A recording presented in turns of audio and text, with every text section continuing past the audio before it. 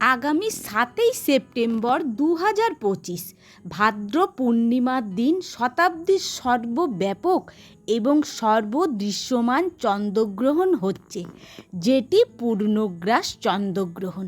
এই চন্দ্রগ্রহণের দিন গর্ভবতী মায়েরা কি করবেন? এই সময় গর্ভবতী মায়েরা ঘরের বাইরে বেরোবেন না, সব সময় ঘরের ভেতরেই চলাফেরা করবেন।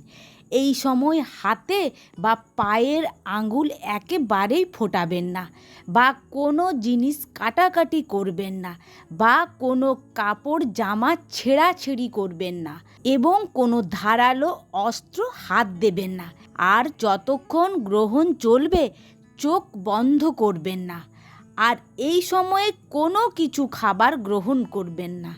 আর একান্তই যদি অনেকক্ষণ ধরে চলাফেরা করতে না পারেন, তাহলে হাত পা ছড়িয়ে বসবেন, কখনোই হাত পা মুড়ে বসবেন না।